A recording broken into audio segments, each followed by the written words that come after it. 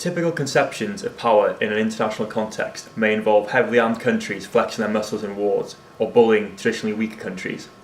Whilst there are still some instances of this type of hard power being used in the modern world, the role and influence of soft power has grown considerably.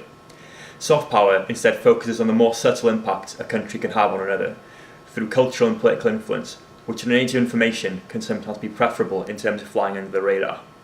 By studying China, whose international status has rocketed in the last 50 years, it is clear that the optimal use of power in an international context is smart power, a stance that combines military and economic strength with cultural and political relationships in order to thrive as a superpower in the current climate. The Belt and Road Initiative is a $1 trillion project looking at developing and boosting trade links to stimulate economic growth within China by linking it to countries across the world. The initiative looks at improving and modernising the current Silk Road trading route by building new land and sea links in order to boost trade and capital across 2/3 of the globe. China have worked with Pakistan, who have struggled to attract any FDI due to corruption within the country.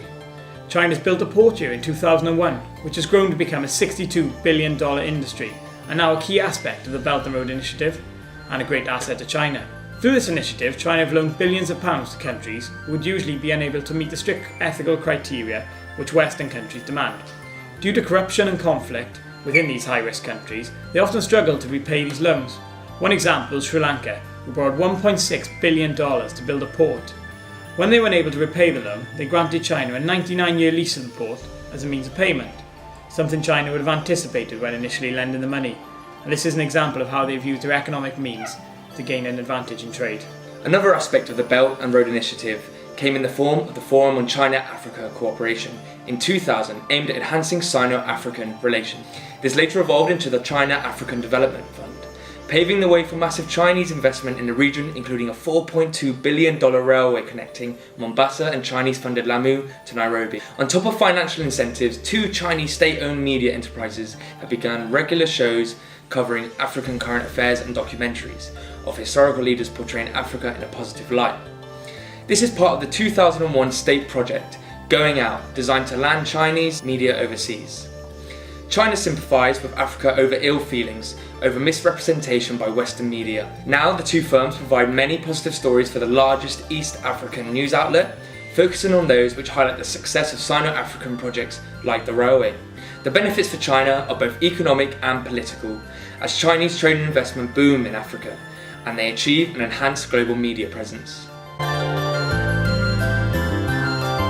A lesser known example of China exercising hard power is in the South China Sea, where 6 countries claim sovereignty over the islands located there. Despite calls for the sea to remain international waters, China's claims have become increasingly aggressive in recent years, with military conflict being narrowly avoided on several occasions, and China even militarised and recently constructed artificial islands. Motivations for China's hegemonic ambitions include the fact that $5 trillion of trade pass through the islands each year. A wealth of natural resources from oil and gas to rich fisheries are located there, and it's an opportunity for China to extend its influence into Oceania. Interestingly, the response of the Philippines, the nation who received the support of the UN in a 2016 ruling, was that of retreat. On the back of the ruling, the Philippine president questioned what in fact they could do, saying that they could not declare war. The inferences of the statement are twofold. Not only would the Philippines lose a trade partner, but they would also not have the economic and military strength to oppose China, highlighting the Chinese dominance in the region despite the UN ruling. We have illustrated how a country must exert both hard and soft power to gain an influence on a global stage.